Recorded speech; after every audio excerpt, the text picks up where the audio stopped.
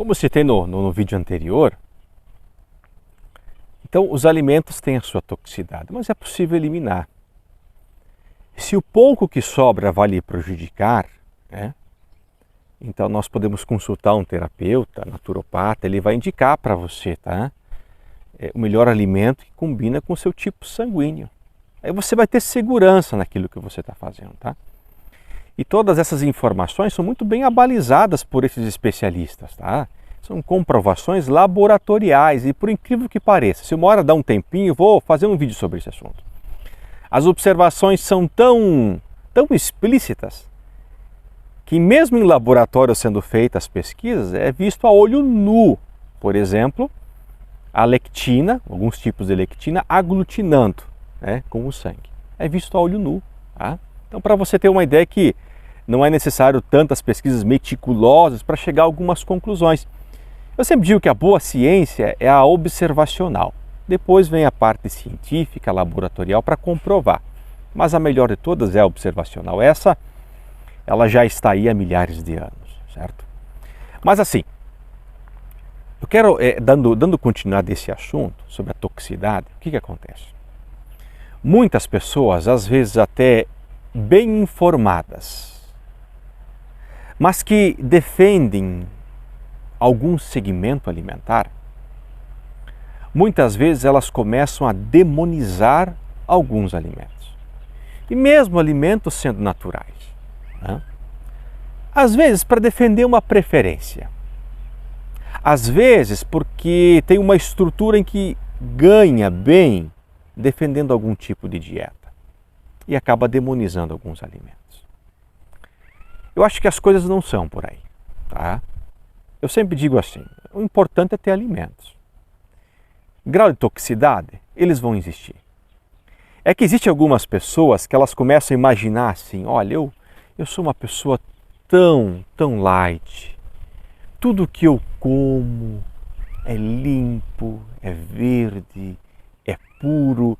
A alimentação acaba se tornando quase que uma idolatria, não uma reverência. Acaba se tornando uma idolatria. Você observa alguns tipos de segmentos que são assim. Parece que é tudo, né? São mais importantes do que pessoas. Então a idolatria à alimentação, eu sou totalmente contra. É uma opinião minha, tá? Uma opinião minha. Uma devoção você tem que ter. Você tem que ter um respeito, você tem que aprender a discernir aquilo que é bom, aquilo que é ruim. Mas sem demonizar, tá? Porque às vezes, com um pouquinho de informação, às vezes envolve só um preparo. Mas se você quiser ser tendencioso, tem como? Claro que tem. Vou dar um exemplo prático para você. Eu vou criar aqui uma situação um pouquinho engraçada. Vamos imaginar lá que tenha lá um cientista maluco, chamado de Dr. Sabugo e sua equipe, tá bom? E aí eles vão resolver assim, nós queremos provar para as pessoas que o feijão, ele é tóxico, você não deve comer ele em hipótese nenhuma. Aí faz uma pesquisa lá, pega lá 100 ratinhos, tritura os grãos, né, coloca eles para comer e aí coloca vários tipos de feijão, várias variedades e no final finaliza essa pesquisa. Olha, nessa pesquisa, dos 100 ratinhos, 50 morreram. Faz até apresenta aquilo como um alarme, uma notícia assim, uau, 50 morreram. 25 tiveram problemas seríssimos com a parte gástrica. Os outros 10% que sobrou tiveram problemas neurológicos, né? E apenas 5% não apresentaram nenhum problema maior. Aí vai lá, faz um documento, assinado Dr. Sabugo e equipe, pronto, e publica. Né? Às vezes não vai publicar, nem precisa ser publicado em um artigo científico, mas vai disseminar isso, essas informações. Os incautos, as pessoas sem informação, aquelas que eles são viciados em assistir videozinhos, tá? Esse é meu vídeo, tá? É para você assistir. Mas eu incentivo você a ler, a se informar sobre o assunto também. Ele assiste algum videozinho e dissemina essa informação. Daqui a pouco está todo mundo sabendo, você viu, o feijão mata, o feijão faz mal, é tóxico, não serve para nada. Foi feita uma experiência, o Dr. Sabugo tal assinou e mais de 50% dos ratinhos morreram, uma porcentagem teve problemas seríssimos gastro, problemas neurológicos, e eu não como mais feijão, porque, meu Deus do céu, eu não quero ter o mesmo triste fim que o ratinho teve. Pronto. Então, muitas plataformas hoje de informação, isso se dissemina rapidinho e causa um problema, uma desconstrução da informação tão grande. Mas tão grande que para você reconstruir o que foi desconstruído vai levar tempo. Você vai ser obrigado a provar, reprovar, trazer mais e mais informações quando não era para ser assim. Então, algumas pessoas por interesses fazem isso. Isso não é legal, tá bom? Não é legal. Então eu posso, né, talvez usar alguma informação aqui, outra lá e dizer que aquilo é tóxico e não faz bem. Tá? Então por isso que a importância dos alimentos, de você preparar eles bem, tá? Para você assimilar a máxima de nutrição que esse alimento oferece. Né? E tudo na natureza é assim, tá? Vou pegar um exemplo. Uma substância que é muito conhecida hoje, faz pouco tempo que pesquisadores já abordam sobre esse assunto, é sobre uma substância chamada resveratrol. Você encontra muito essa substância nos alimentos vermelhos, né? Mas fica muito evidente nas uvas, na casca, na semente. É uma substância que ela age como anti-inflamatório, como antioxidante, tá? Segundo alguns estudos, diz até ativar alguns genes da longevidade.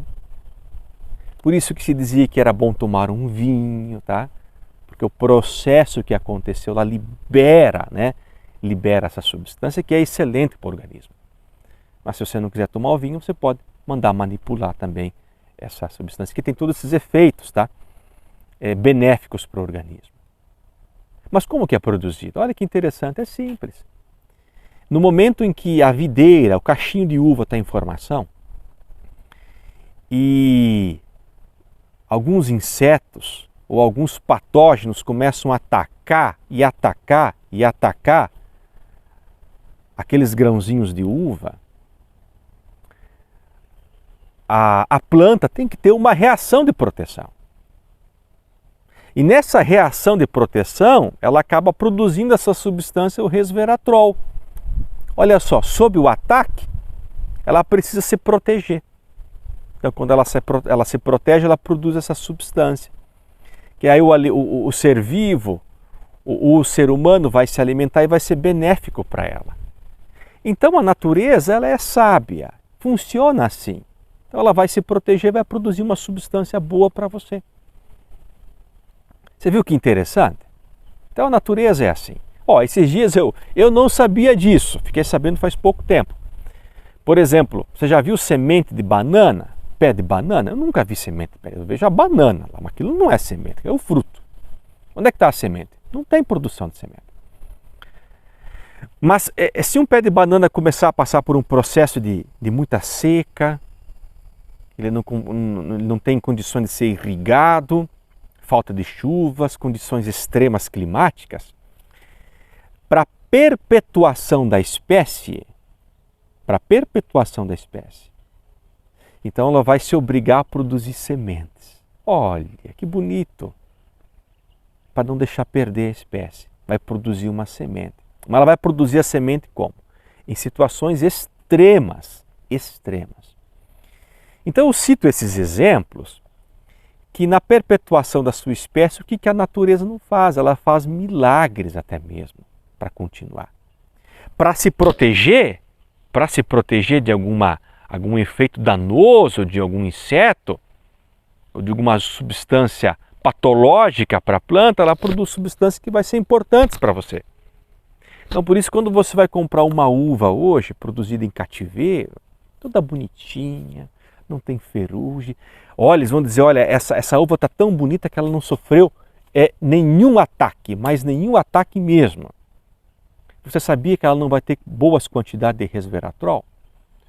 Por isso que a gente fala assim, por isso que o processo natural da natureza, quando o ser humano começa a intervir muito para aumentar a longevidade do produto, para ele ficar mais bonitinho, para as pessoas comprarem com os olhos, olha quantos danos você causa.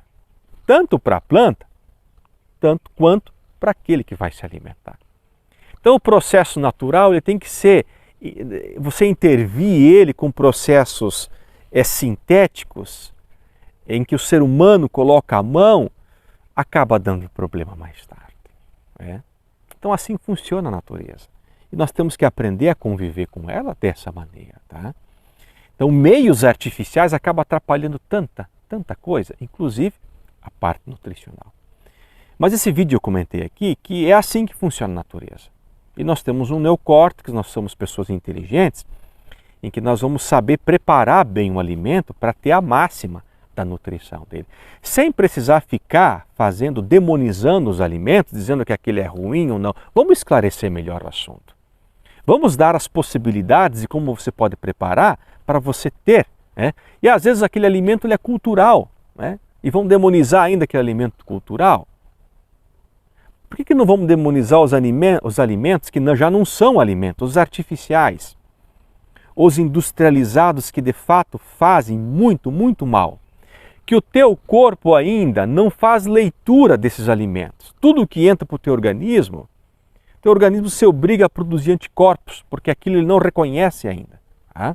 Ele vai fazer reconhecimento do que os nossos ancestrais, lembra que eu li para você um parágrafo no vídeo anterior? É aquilo que os nossos ancestrais comiam no passado, de 2, 3 mil anos atrás. A alimentação moderna ela não tem 100 anos. Ela nem entrou no nosso código ainda genético de nutrição. Então tudo vai ser corpo estranho. Então vai pensando dessa maneira. Vamos fazer. Os meus vídeos eu sempre cito isso, os anteriores, se você assistiu. Se não assistiu, assista. Nós temos que cruzar as nossas sinapses, as nossas informações. Para a gente ter a visão do modo holístico, do todo da situação. Dessa maneira, nós não vamos precisar criar uma idolatria aos alimentos, mas uma reverência, um respeito. E saber eliminar aquilo que não é de fato um alimento daquilo que é alimento. E daquilo que é alimento, você tem grau de toxicidade, usa as informações para saber como preparar. Dessa maneira, você sempre vai ser um cara sábio na hora de escolher um bom alimento para você. Principalmente para a sua família que você ama tanto.